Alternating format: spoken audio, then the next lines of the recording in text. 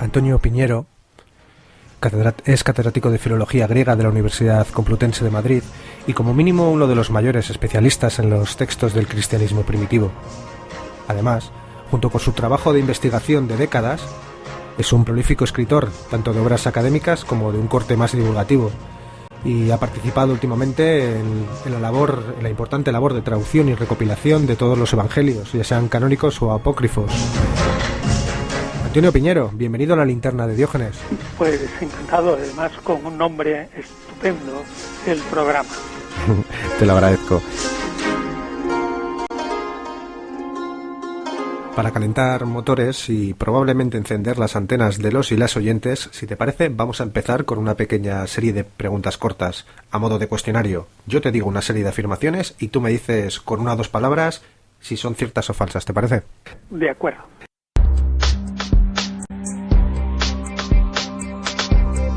Cuestionario Linterna de Diógenes para Antonio Piñero. Con toda probabilidad, Jesús no fue el fundador del cristianismo. Ciertamente no, pero fue el fundamento sin el cual no se explica lo de luego. Jesús no era cristiano, se acercaría más a la figura del rabino judío, a la del restaurador de la fe judía o un profeta como tantos que proliferarían en la época. Ciertamente es un punto de vista correcto. El cristianismo nace de la reinterpretación que se hace tras la muerte de Jesús. Ciertamente también está bien visto esto en el sentido de que se reinterpreta a Jesús porque se cree que Dios lo ha resucitado y que es el Mesías confirmado por Dios. Es decir, hay que decir que se reinterpreta, pero con un motivo. Algunas de las cuestiones importantes a discutir y solucionar fue la de reinterpretar el fracaso, ya que si Jesús era el Mesías prometido, como decían algunos, no salió victorioso, sino que cayó crucificado. Sí, ciertamente. Yo creo que eso fue la primera piedra de escándalo, tanto para los judíos como para los gentiles, es decir, los paganos. Y sobre todo hay que tener en cuenta que si alguien podía dudar de si Jesús murió o no murió en la cruz, esa dificultad que tuvo el cristianismo al principio para justificar esa muerte le debería persuadir de que esa muerte es totalmente histórica. Otra de las cuestiones polémicas en las primeras comunidades judeocristianas sería el tema de la divinidad de Jesús, la divinización de un ser humano, relativamente aceptada en la joven teología imperial romana o en la teología egipcia, pero no tanto en el judaísmo tradicional. Ciertamente es una pregunta compleja la que planteas, porque el judaísmo tradicional desde luego distaba mucho de esa teología egipcia. Horus se encarnaba en el faraón, incluso se pensaba eso en tiempos de Jesús. Y en el mundo grecorromano se pensaba totalmente que el emperador era hijo de una divinidad y que él mismo sería una divinidad después de muerto. Pero sí hay que decir que estamos en el siglo I en el judaísmo en momentos previos a la Cábala. La Cábala va a nacer enseguida. Y hay algunos personajes que dentro del judaísmo se llaman mano derecha de Dios, agente de Dios, Mesías, agente para el juicio final, ciertos profetas que los mismos judíos del siglo I y II mantenían en un estatus ambiguo. Es decir, nunca podemos saber si pensaban que estaba al lado de Dios porque era un ángel, si seguía siendo totalmente un hombre, si de algún modo había sido divinizado sin que la imagen de Dios sufriera daño, de Dios único, quiero decir. O sea que nos encontramos con que tenemos 2,5 posibilidades. Una posibilidad clara, la teología egipcia, que influía; otra posibilidad clara, la teología greco-romana; y a medias, una teología judía ambigua que pensaba que ciertos agentes de Dios eran de algún modo divinos. O sea que la cosa es complicada y ayuda mucho a explicarse por qué se dio el paso con tanta facilidad, en mi opinión, y en opinión de la historia, de que un rabino, de que un judío, etcétera, después de su muerte fuera idealizado y pasado a un ser divino. La Biblia, tanto el Antiguo Testamento como el Nuevo, son documentos con un valor histórico importantísimo, pero también son obras de propaganda. A mí me parece que es sin duda. Es decir, aquel que diga que la Biblia no es nada de historia, que es simplemente mitos, leyendas y fábulas, se equivoca. Del mismo modo que se equivoca aquel que dice que la Biblia, tanto en el Antiguo como en el Nuevo Testamento, no tiene mitos, leyendas y fábula, las dos cosas. Y evidentemente estamos en el siglo I respecto al Nuevo Testamento, y después el siglo II, cuando se consolida, donde la gente creía de todo. Es que se lo tragaban todo, si no hay nada más que ver los papiros mágicos y las historias del momento. Aunque hay que hablar de cristianismos y no de cristianismo, si buscamos un fundador de la religión que ha perdurado hasta nuestros días, de un triunfador dentro de estos primeros cristianos, sería acertado hablar de Pablo de Tarso como ese fundador. Yo diría que sí. Señalaría que son varios los fundadores del futuro cristianismo. Pues, por ejemplo, el autor del cuarto Evangelio, el Evangelio de Mateo, algunos otros más que están en el Nuevo Testamento, pero al mismo tiempo añadiría que el Nuevo Testamento y el cristianismo que vivimos hoy dependen fundamentalmente de Pablo de Tarso. Es decir, afirmo con esto que incluso otros fundadores habría que ponerlos en letra pequeñita y en segundo plano, porque en el fondo dependen para, digamos, la esencia del cristianismo, pensar cómo era Jesús de verdad, dependen del maestro. Y el maestro es, sin duda, Pablo. Y sus cartas, sin duda.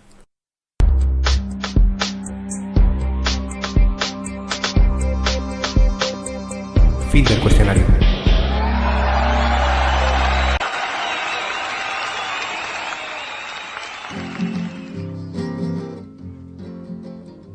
Little boxes on the hillside, little boxes made of ticky-tacky, little boxes on the hillside, little boxes all the same.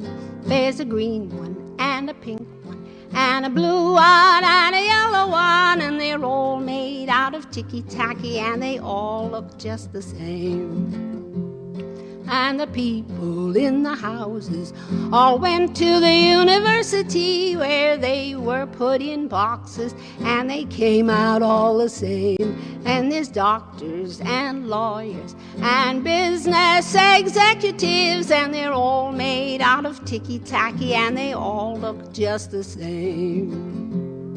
And they all play on the golf course and drink their martinis dry, and they all have pretty children, and the children go to school, and the children go to summer camp, and then to the... Nos situamos en el siglo I. Jesús nace en Galilea durante el reinado o principado de Octavio Augusto. ¿Cuál es el contexto? Así... Depende. ¿O depende? No. Un momento. Octavio Augusto dura hasta agosto del año 14. A partir del 14 es Tiberio. Y Tiberio es hasta el 37, si no me equivoco, que le sucede Calígula. Luego estamos en la época de Tiberio, pero da igual. Tiberio es el hijo adoptivo de Augusto, y lo único que hace Tiberio, mirado desde 2000 años después, es consolidar la política de Augusto. O sea que tanto monta tanto, no importa mucho el que, digamos, Augusto o Tiberio, es prácticamente igual. En esta época, en el entorno judeo-palestino, ¿a qué se acercaría el ambiente cultural? Me explico, ¿era un ambiente nacionalista judío, antirromano? ¿Te refieres ¿Estaba helenizado? al ambiente nacional dentro de Palestina, Israel, o fuera? Dentro de Palestina. Dentro de Palestina. Pues a mí me parece que por una de esas suertes de procesos históricos que a veces no sabemos explicar, pero sobre todo a partir de unos 200 años antes del nacimiento de Jesús, se había creado entre el pueblo israelita una conciencia tal de hartura, es decir, de estar hartos de ser una nación pequeña, absolutamente pequeña, y de apenas tener un Estado propio, y que fuera el Imperio Romano o el imperio de los sucesores de Alejandro Magno quienes no le dejaran vivir la ley de Dios, y no dejaran ser fiel, no pudiera Israel apartarse de las naciones. Entonces, ese proceso da la impresión, por lo que nos cuentan los historiadores de la época, sobre todo Flavio Josefo, en el siglo I, siglo que vive Jesús y Pablo, adquiere una potencia tal que la inmensa mayoría del pueblo dice: estamos totalmente seguros que hemos llegado a un grado de postración como nación, que Dios intervendrá tarde o temprano. ¿Cómo va a intervenir Dios? Pues no lo sabemos. Pero normalmente pensamos, dirían el 95% de los judíos, intervendrá por medio de un agente. ¿Cómo será ese agente de Dios? Pues será su mano derecha y tendrá diversas calidades. Será profeta, será maestro de la ley, será probablemente hijo de David y por lo tanto tendrá un aspecto guerrero. Y normalmente yo creo que la inmensa mayoría, debemos de recalcar muy bien esto. La manera de pensar al agente divino, o sea, a lo que hoy llamaríamos el Mesías, a la mano derecha de Dios, era muy variada en el siglo I, en el judaísmo de Palestina, pero había corrientes que eran más fuertes que otras. Y la corriente general, por lo que podemos saber, era más bien una corriente militarista. Es decir, de que aunque el Mesías estaría adornado de muchas virtudes, es decir, sabría mucho de la ley, a lo mejor era sumo sacerdote, tenía dotes proféticas, pero ante todo era un caudillo del pueblo de Israel. Y lo que pensaban, porque no eran tontos, claro, que siendo un pueblo minúsculo y el Imperio Romano, pues, digamos, un mamut o un elefante una hidra, para ¿no? una hormiga, sin embargo ellos pensaban que la hormiga vencería porque empezando la hormiga, el pueblo de Israel, a atacar el elefante, inmediatamente Dios, en terminología de Jesús, mandaría a lo mejor 12 legiones de ángeles. Y claro, no hay imperio romano que resista a 12 legiones de ángeles. Lo que pensaba la gente es, nosotros tenemos que empezar. La mayoría, insisto. Había otros pacifistas, pero la mayoría dice, tenemos que empezar. Tenemos que dar testimonio a Dios de que estamos dispuestos incluso a morir por su ley. Y una vez empezado, Dios continúa. Esa es, digamos, la síntesis de cómo pensaba la gente en el Israel del siglo I. Quizás están más cercanos a una figura, bueno, y quizás algo posterior, la de Bar Kokhba, ¿no? Pues muy parecida, porque Bar Kokhba, el hijo de la estrella, que alza su rebelión en torno al 132 y que dura 3 añitos hasta el 135, que es de nuevo machacado por los romanos, bueno, y de una manera feroz. El emperador Adriano pues lo machaca con todas las legiones y entonces sí que se acaba el pueblo judío hasta 1948. O sea, fue tan tremendo. Yo diría que durante esos... la muerte de Jesús fue en torno al año 30, abril del año 30. El final de esta insurrección de Bar Kokhba contra Adriano fue en el 135, es decir, habían pasado más o menos 100 años. Yo creo que a pesar del fracaso de la primera revolución en el año 70, bajo el emperador Vespasiano, por medio de su hijo Tito como jefe de las legiones, como general jefe de las legiones romanas, yo creo que no hizo aprender al pueblo lo suficiente. Porque entre el 70 y el 74 siguió peleando una pequeña parte de los judíos en una fortaleza que se llamaba Masada. Entre el 74 y el final de siglo y a principios de siglo se levantaron los judíos en Egipto. Luego se levantaron en lo que hoy es Libia, en la Cirenaica, en tiempos del emperador Trajano, en torno al 118 o 19. Es decir, que no habían aprendido, sino que pensaban, bueno, bien, nos han dado un revolcón, pero estamos totalmente seguros que a la segunda va la vencida y de que Dios pues nos enviará a su agente. Y la prueba es, yo creo que todo el mundo conoce al menos de oída los manuscritos del Mar Muerto.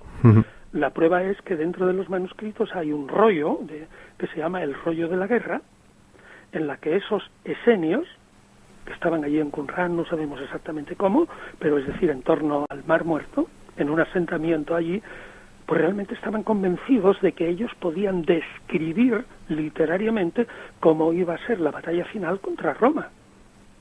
Y describen cómo se van armando los batallones de Judá, cómo los sacerdotes están delante, cómo rezan a Dios, cómo van avanzando los batallones, cómo van vestidos, cómo atacan los romanos, cómo primero vencen los israelitas, luego son derrotados y finalmente Dios triunfa. Es decir, esto está todo escrito. Estaban totalmente convencidos, fanáticamente convencidos de que Dios iba a intervenir.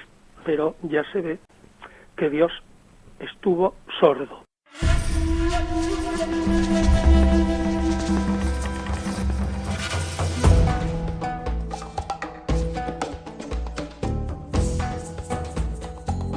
¿Qué papel tuvo Pablo a la hora de abrir el culto cristiano a no judíos, a personas no circuncidadas? Porque Pues, supongo que habría discusiones. Tuvo un papel tremendo, que yo creo que Pablo lo que predicaba era, así, sintéticamente, falta muy poco tiempo, digamos 10 minutos, en plan metafórico, para el final. Se han cumplido todas las promesas a Israel porque Israel es un pueblo, tiene su tierra, etcétera, etcétera, pero falta una. Dios prometió a Abraham que al final de los tiempos Abraham sería no solamente el padre de Israel, sino el padre de muchas naciones. Luego, si se va a acabar el tiempo, la otra promesa tiene que cumplirse. Y Pablo lo que piensa es que ha sido llamado por Dios para que se cumpla esa promesa de que algunos gentiles. Esto es muy importante. Pablo no era tan loco como para pensar que todas las naciones del mundo se iban a convertir a Israel y a Yahvé y al Dios del Antiguo Testamento y que todos se iban a quedar tan tranquilitos como pensaban algunos judíos y que, en fin, los judíos serían el pueblo ideal y que todos los demás estarían adorando a Yahvé y si no se convertían, al menos con mucho respeto. No, ese no era el pensamiento de Pablo. El pensamiento de Pablo era que para que Israel llegara al final completo tenían que convertirse unos cuantos paganos que eran como los representantes de las naciones más importantes del mundo griego. Pablo no va a apostolizar a los etíopes, ni a los chinos, ni a los indios, y sabía que existían, ni a los árabes, al principio sí, pero a los árabes de lengua griega, ni tampoco va a los egipcios, sino que se dedica a correr y a predicar a distintas pequeñas nacionalidades, diríamos hoy, y ya con eso dice, pues ya he terminado, ya casi Israel está completo con los gentiles paganos que aceptan que Jesús es el Mesías. Pero ojo, yo creo que esto hay que decírselo bien a la gente. Quien se va a salvar, según Pablo, es Israel. Israel es el heredero de la promesa. Solo que Pablo piensa que Israel, como digo, no estará completo si no hay un cierto número de gentiles que se convierta antes de que llegue al final. Pero cuando se cumpla esa plenitud del número de gentiles convertidos, pues vendrá el final, vendrá el reino de Dios, el Mesías se establecerá probablemente en la tierra, machacará al pecado y a la muerte, etcétera, etcétera, y vendrá el reino mesiánico. Eso es lo que pensaba Pablo. Lo único que ocurre, claro, que Pablo era también una suerte de fanático idealista. En fin, quiero que la gente no me interprete mal y no quiero tampoco que yo estoy hablando desde un punto de vista puramente histórico, no desde el punto de vista de la fe. Pero Pablo era pues como una especie de judío muy celota. Y ahora viene el ejemplo que yo quería decir. Si para Pablo lo importante y quien se iba a salvar era Israel, imaginaos ahora mismo que un embajador de España llega a Marruecos y empieza a decir, miren, aquí tengo un montón de pasaportes españoles, tengan, con tal de que ustedes crean en el rey de España y crean ustedes en España, etcétera, y no sé cuánto y tal, aquí tienen el pasaporte español y pueden ir todos a la península tranquilamente, que allí les vamos a recibir con los brazos abiertos. Este cuentecillo es más o menos lo que estaba diciendo Pablo respecto a los judíos de su tiempo. Oye, que Israel no sois lo que pensáis, ese pueblo apartado de todas las naciones. No, que ahora van a entrar a tropel una serie de señores que no son Israel, son gentiles.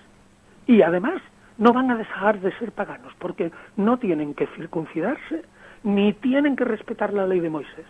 Es decir, tome usted el pasaporte español y siga usted siendo marroquí, cumpla sus normas y usted no tiene por qué convertirse ni al cristianismo español, ni siquiera aprender la lengua, nada. Usted viene aquí a España. Claro, pues los judíos saltaron.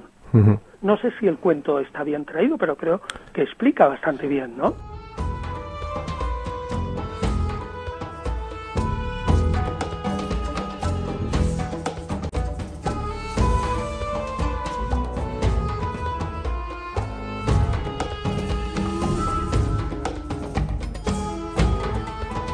Durante los primeros siglos del Imperio Romano se dio un auge de las religiones mistéricas. De alguna forma ofrecían una salvación, identificarse el iniciado con la divinidad. Esa era una de las agarraderas que tenía Pablo para atraer paganos. Eso es, ¿no? ¿Qué es lo que ofreció Pablo para competir? Pablo lo que decía, el que crea en que Jesús es el Mesías, ese que crea y viva conforme a la ley del amor del Mesías, a ese individuo se le garantiza la salvación por medio de unos ritos muy sencillos, el bautismo y la Eucaristía, muy fáciles, gratis, con el mismo efecto de conseguir la salvación que los carísimos ritos de esas religiones de misterio. ¿Comprende? Es decir, la mayoría de las religiones, de los cultos de misterio, eran adeptos de la diosa Deméter, de Isis, del dios Serapis, del dios Dioniso, Baco, pero para conseguir una salvación absoluta tenían que hacer unos ritos que eran muy caros, que duraban muchos meses, que había que pagar sacrificios, sacerdotes y templo. Mientras que viene Pablo y dice, estáis totalmente equivocados. Esos ritos, el Mesías, Jesús, que no es un Mesías judío, es el Mesías de todos los hombres, esos ritos han sido sustituidos por el Mesías, Jesús, por el bautismo en su nombre y por la Eucaristía en su nombre. Es decir, que tú te comes a la divinidad y te haces uno con ella. Y una vez que tú asientas, tengas fe en ello y vivas conforme a esa ley del Mesías, pues realmente tienes asegurada la salvación y la inmortalidad. ¿Quién se resiste a esa teología? A que nadie. Era un buen vendedor, desde luego. Vamos, es que era una teología maravillosa, y eso explica que lentamente, a medida que se iba avanzando esa teología, yo lo he explicado diciendo, comprar una acción del cristianismo era aparentemente muy cara, porque el que se hacía cristiano de repente, pues ya no podía participar en los cultos de la ciudad, no podía ir al mercado tranquilamente, no podía sacrificar al emperador, le darían de lado, a lo mejor no podía seguir en la administración subiendo puestos, ni siquiera ser jefe del ejército. Eso era, digamos, aparentemente una acción cara. Pero esa acción cara era en el fondo una ganga, porque lo que prometía ser cristiano era nada menos que la inmortalidad y la salvación totalmente asegurada. ¿Qué me importaba a mí si yo en esta vida lo paso un poco mal? Si después me garantizan absolutamente que tengo la inmortalidad y la salvación. Por eso, la acción en el mercado religioso de hacerse cristiano podía parecer que era cara, pero en el fondo era una ganga.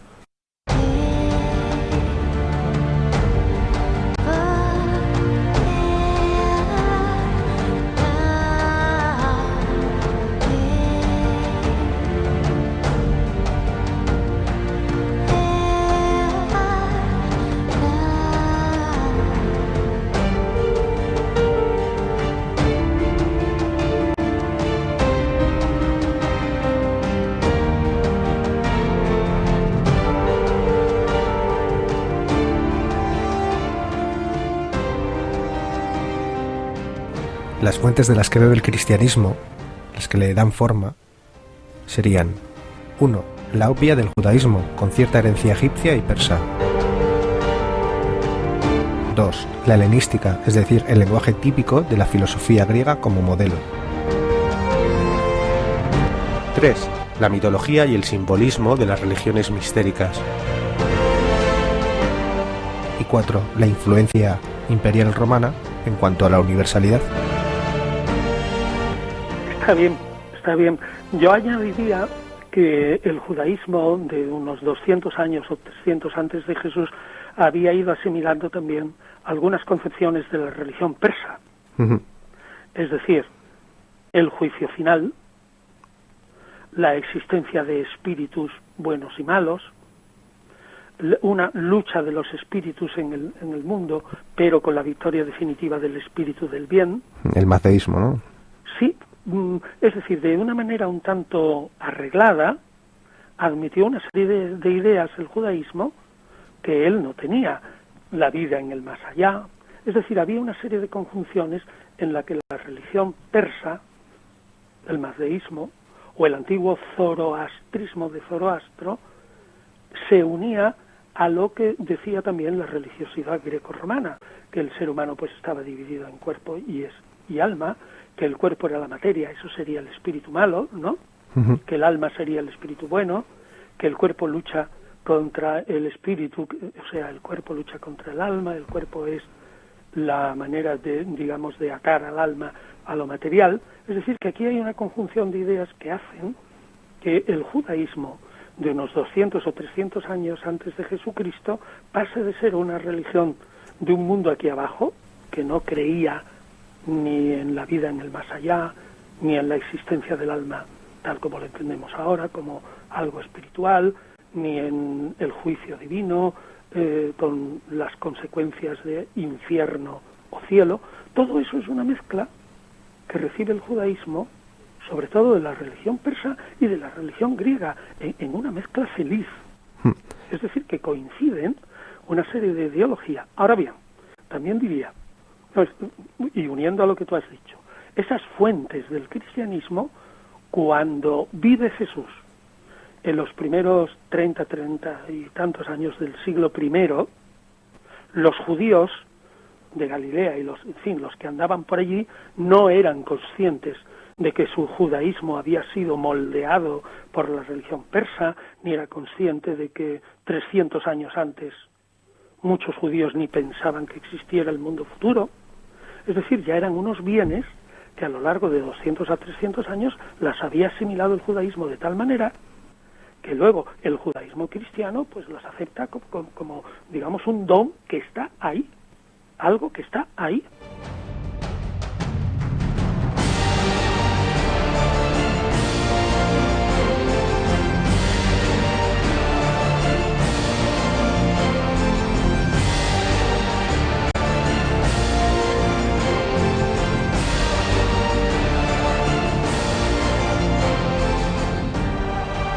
En este sentido, estoy recordando un libro de Werner Jaeger, Cristianismo primitivo y Paideia griega.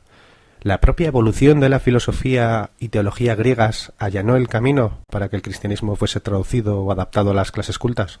También, porque la filosofía sobre todo y la teología, la teología, digamos, unida a la filosofía, allanó el camino en el sentido de insistir que por mucho que la gente pensara en que existen multiplicidad de dioses, muchos dioses, politeísmo, muchos dioses y diosas, etcétera, etcétera, en el fondo solo hay un único Dios y que los demás son manifestaciones, maneras de cómo ese único Dios actúa en el mundo. Es decir, las clases elevadas, las clases medias y altas en el mundo grecorromano estaban perfectamente preparadas para recibir una de las ideas fundamentales tanto del judaísmo como de esa secta judía que es el cristianismo, a saber, solo existe un Dios, uno solo, y ese Dios es único y no admite, ni tolera, ni permite que se crea en otros alrededor, y mucho menos que se le hagan imágenes de dioses alrededor y que se le rindan culto. Ahora bien, eso es solo de las clases muy elevadas, porque en general la gente era bastante analfabeta. Claro que como la historia lo hacen los ricos. Pues nosotros pensamos lo mismo que pensamos pues cuando vemos las películas y las casas romanas, que todo el mundo vivían en una casa con un peristilo, con un patio, y que había, digamos, servicios de retrete, etcétera, y todo esto, unas termas públicas y tal. Nos lo imaginamos así por las películas, pero es que realmente eso era solamente del 3 o 4% de la población. El resto de la población era pobre y vivía miserabilísimamente, ¿no? Del mismo modo podemos decir lo que allana esa filosofía que llega al mismo concepto de que solo existe un Dios, pues es una parte muy, muy pequeña, muy elevada de la población.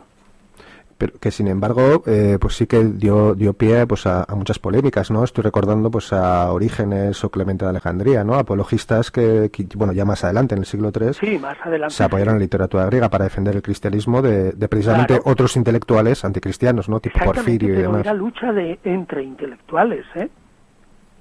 Una batalla pues épica casi, digamos, sí, ¿no? Sí, pero intelectuales. Intelectuales. Filósofos del paganismo, como Porfirio o Plotino, que es contemporáneo de Orígenes, o filósofos medioplatónicos anteriores y estoicos para la época de Clemente de Alejandría, pero en una disputa entre la élite.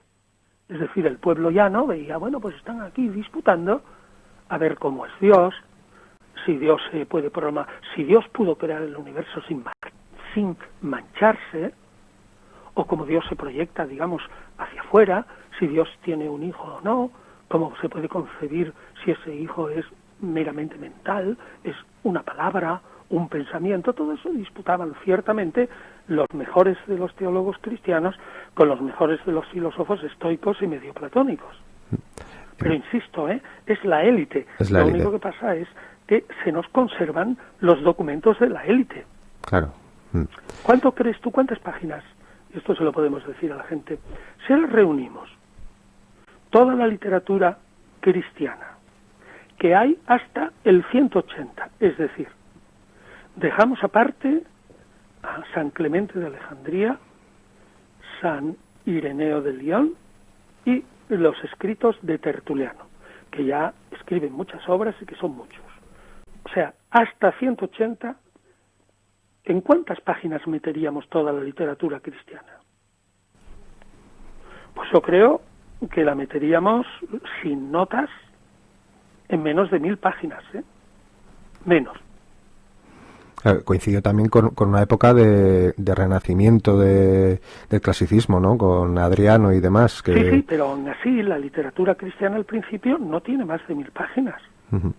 Ahora, a partir ya del 180, como tú decías antes, empieza Clemente e Ireneo de Lyon y Tertuliano, y empiezan los últimos apologetas, Teófilo de Antioquía, Hipólito de Roma, empiezan ya a polemizar contra todos los enemigos, digamos, internos, que eran los presuntos no ortodoxos, no totalmente paulinos, y contra los enemigos externos, que eran los filósofos.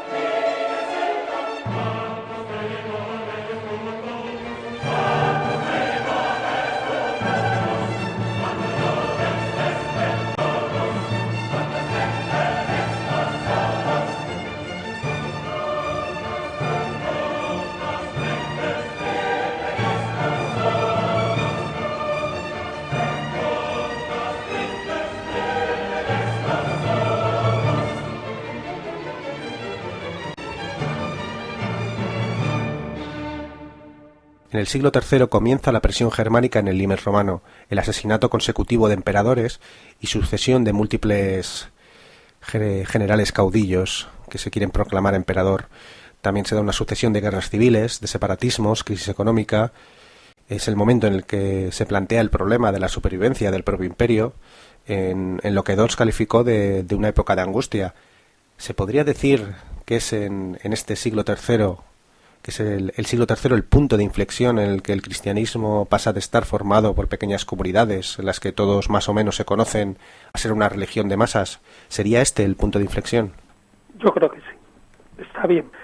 Yo estoy convencido que sí, pero aquí haría una pequeña matización, y es que, como uniendo lo que decía antes de que la oferta cristiana era imparable, es justamente en el siglo III cuando se llega a una masa crítica de cristianos que, como siguen creciendo hasta el Concilio de Nicea o un poquito más tarde, es decir, el crecimiento del cristianismo es exponencialmente de un 20% cada 10 años, o sea, 20% más cada 10 años, hasta el momento en que el cristianismo es declarado religión oficial del imperio por el emperador Teodosio en el 380. Constantino en el 311, con el Edicto de Milán, lo que la hace solamente es una religión tan lícita como cualquier otra. Bueno, pero empieza a apoyarles un poco también, ¿no?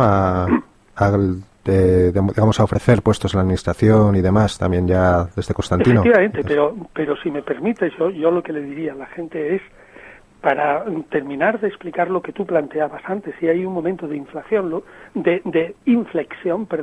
lo que yo quiero decir es que en el siglo III, si aceptamos que el cristianismo desde sus comienzos va creciendo un 20% por década, hay un momento en el siglo III en que se encuentran con que ya hay 1, 2 o 3 millones de cristianos, o más, o 6.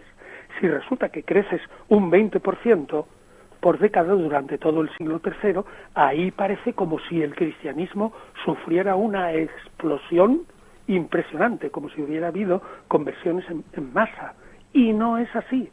Simplemente que el cristianismo, mientras está como perseguido, es una religión muy apetecible.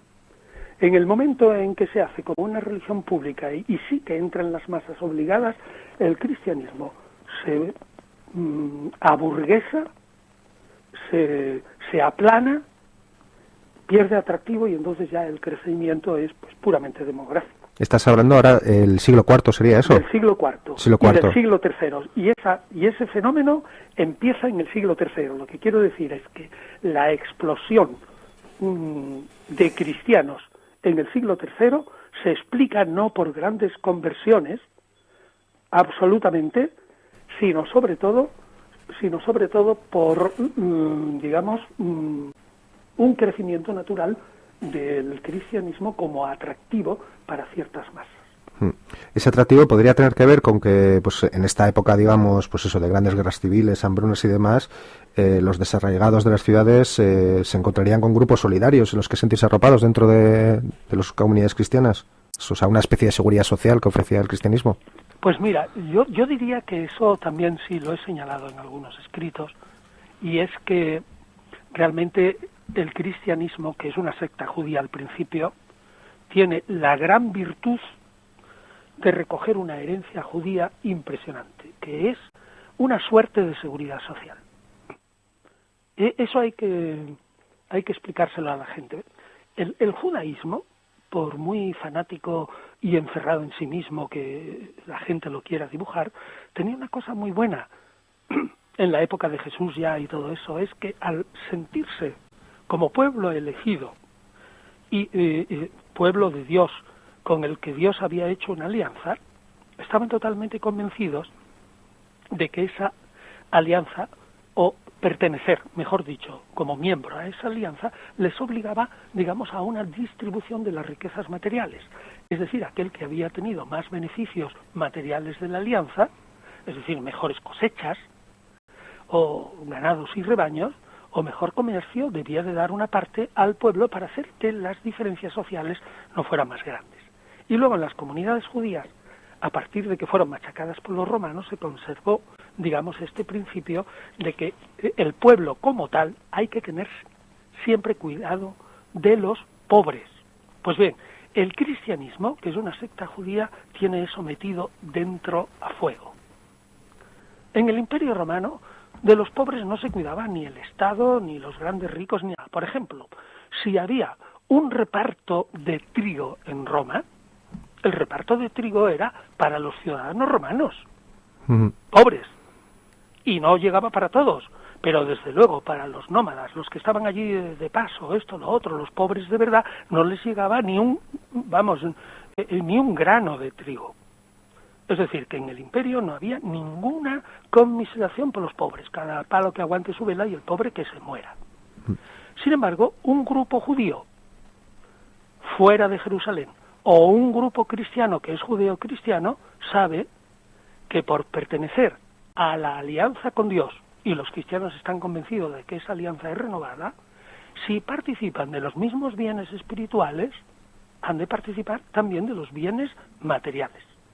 Y por tanto, el que es pobre en la comunidad será sufragado en su pobreza en lo que pueda por medio de un fondo común.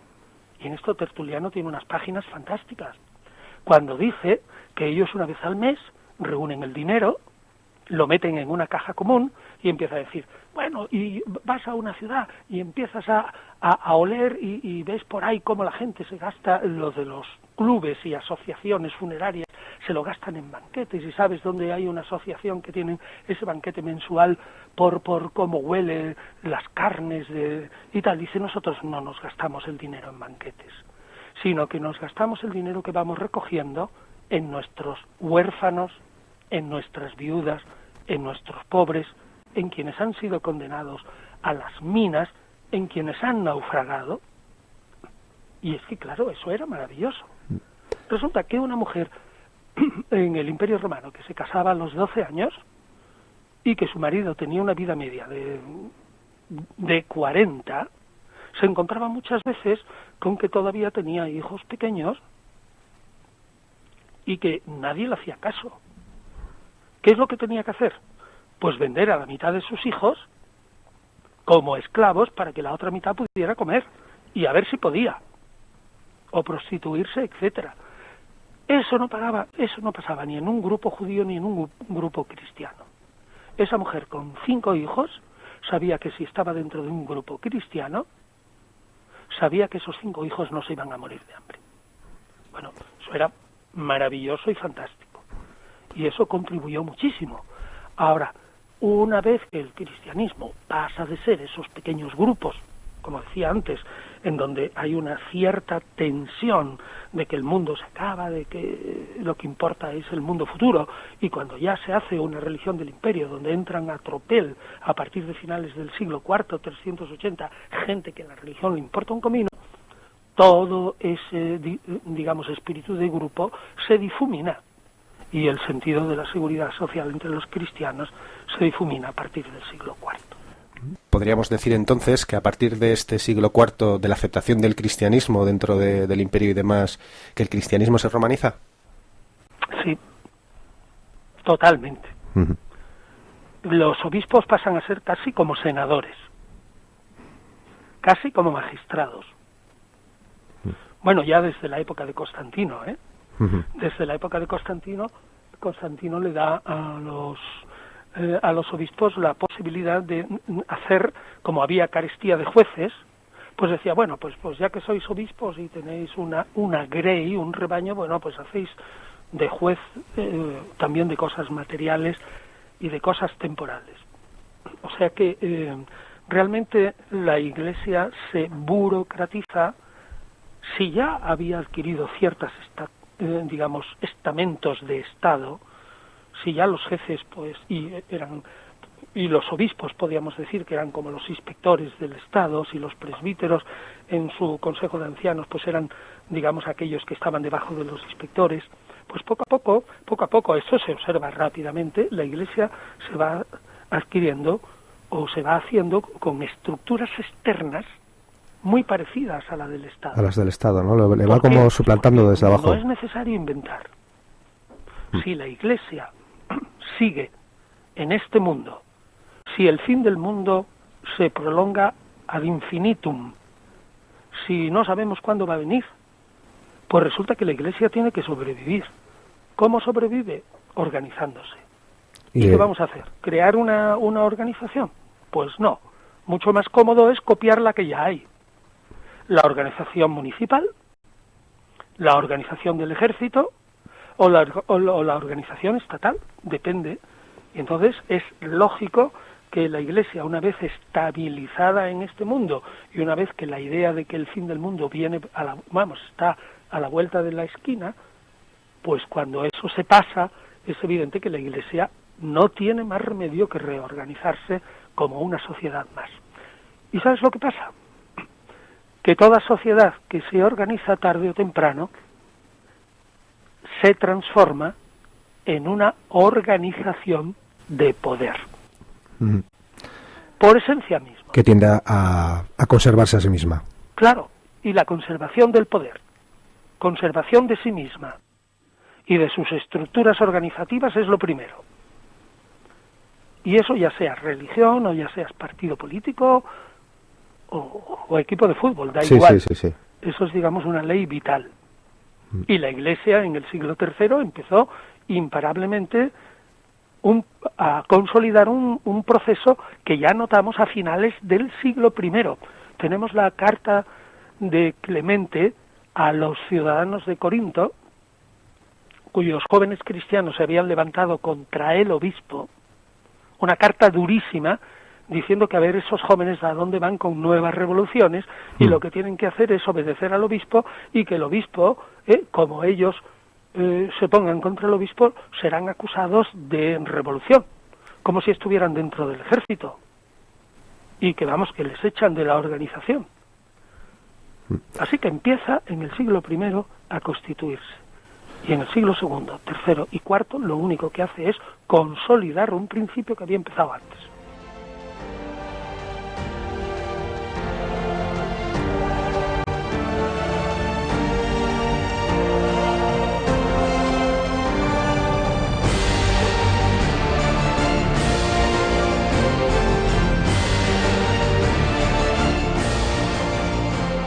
Hemos hecho un recorrido rápido por los orígenes del cristianismo. Un recorrido rápido para un tema amplio y muy estudiado. ¿Cuántos años llevas estudiando los textos de los siglos I y II? Yo lo que estudio fundamentalmente es el siglo I antes el siglo I. Y el siglo I después de Cristo. Realmente pues llevo unos 40 años. Yo creo que es que no hay más remedio que centrarse en algún tema bien a fondo, porque la bibliografía, la literatura, todo lo que se escribe es tan monumental que no te da tiempo a leer ni el 1 por 1000 de lo que sale cada año. Bueno, para cualquiera que nos esté oyendo, que quiera acercarse un poco más, aparte de tus libros, bueno, tienes un blog, ¿no? Hombre, yo le diría, mira, lo primero que puedes hacer, si puedes conocer lo que estamos haciendo desde no solo yo, sino otros, desde el punto de vista histórico de los orígenes del cristianismo, que es muy distinto de lo que se puede decir en un sermón, pues entra en mi página web. Entonces no tienes nada más que ir a, yo que sé, a cualquier buscador y pones www y mi nombre, Antonio Pinero, en vez de poner Antonio Piñero, bueno, yo creo que saldría igual, todo junto, antoniopinero.com. O si tecleas mi nombre en Google, pues saldrá esa página web, que es donde están pues todos los libros, publicaciones, artículos y todo eso que he hecho pues con gente de mi departamento y de otros departamentos o universidades u obras propias, o si no saldrá 2 blogs que tengo con la misma materia, Cristianismo e Historia, o el blog de Antonio Piñero, donde escribimos 3 colegas. Y yo creo que ahí pues se puede ver qué es lo que estamos haciendo ahora. Pues antes que nada, y darte las gracias por prestarte a aclararnos un tema tan interesante como este, mi enhorabuena por tu decisión firme de sacar la academia a la calle, a los medios, sin perder rigor ni seriedad, porque creo que en el caso de las humanidades es algo que es urgente y necesario. Gracias por decirlo, estoy totalmente convencido. ¿Tú sabes lo que últimamente vengo diciendo ya y repitiendo cuando, pues como ahora, pues hacemos un programa, es totalmente gratis, es por el amor a la difusión de las ideas? Pues yo siempre digo que un catedrático de universidad es un 0 a la izquierda si no tiene un amigo publicista o periodista o editor o de algún modo. ¿A dónde vamos en la universidad con clases de 15 o 20 o 30 personas? O con la difusión de libros que por mucho que quieras vender en una época de crisis, pues vendes 2.000, 3.000, bueno, ya es mucho, o 4.000, y eso sería muchísimo. Mientras que por medio de la radio, pues tenemos la posibilidad de decir, esto es lo que hacemos en la universidad, y repito, se trata de historia. En el fondo, cuando uno hace historia del cristianismo, pues lo que hace es historia antigua, no cabe la menor duda. Solo que en vez de hacer historia antigua, pues de Grecia, de Roma o de Egipto, pues la hace de un fenómeno muy importante para la civilización occidental, que es el cristianismo. Pero es al fin y al cabo historia. Y luego, con todo respeto, pues que cada uno de esos datos que son históricos, pues acepte, sí. Que lo acepte o no lo acepte, que lo someta a crítica. Una de las cosas fundamentales es no, digamos, exponer las cosas, pero sin ese fanatismo de decir, bueno, esto estamos... No, es que me parece que esto es lo que más o menos dice la investigación histórica actual. Pero quién sabe si encontramos nuevos documentos o nuevas pruebas de arqueología y tenemos que cambiar algunos puntos de vista. Bueno, de eso trata la ciencia un poco, ¿no? De según aparecen evidencias y discusiones, ir cambiando sobre la marcha. O sea que a hoy por hoy pensamos que esto es así. Y luego ya veremos. Y moderación, es pedagogía de la comprensión, es ausencia de todo fanatismo. Intelectual, quiero decir. Pues muchas gracias por esta oportunidad de poder hablar de estos orígenes del cristianismo. Y bueno, pues te seguiremos escuchando en todos los medios, que no paras de salir en todos los lados. Pues depende de vosotros, ¿eh?